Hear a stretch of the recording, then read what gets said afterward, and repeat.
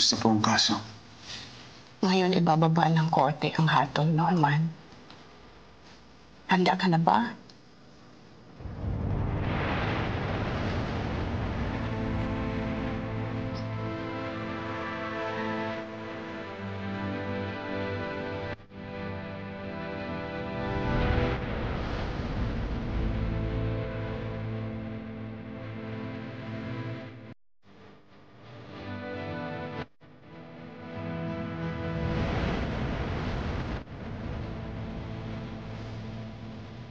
Tumayo ang nasasaktan.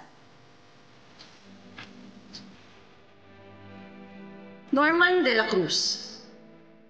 Napatunayan ng korte ito na ikay nagkasala sa kasong paglabag sa Republic Act No. 10591 o higit na kilala bilang Comprehensive Firearms and Ammunition Regulation Act. Ikaw ay sisintensyahan ng hindi kukulang sa 8 taon at 1 araw na pagkakabilanggo at hindi higit sa 10 taon na pagkakabilanggo.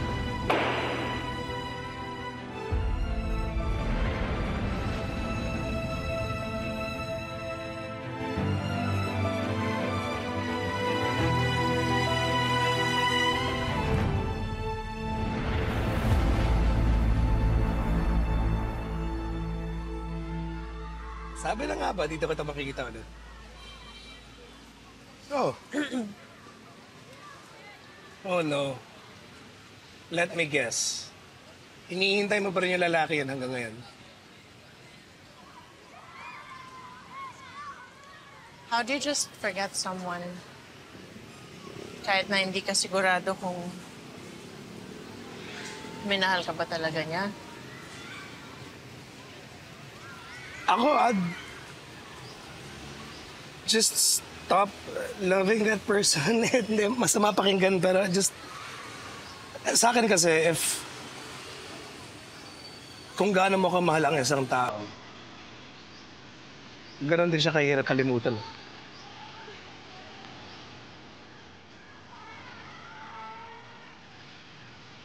Paano kung hindi mo kaya?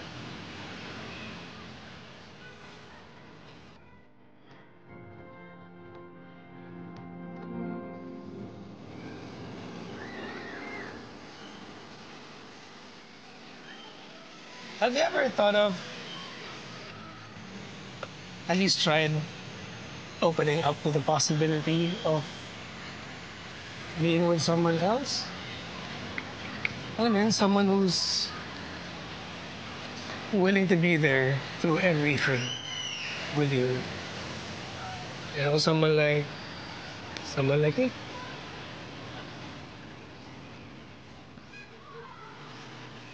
Gusto ko na umuwi, Rickard.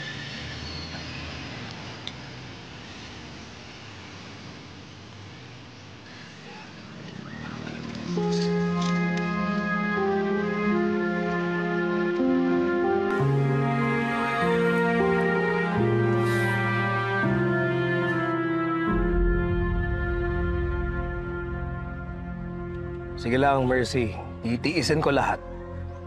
Maging akin ka lang. No one will ever take you away from me. Not your lover. Not even your father.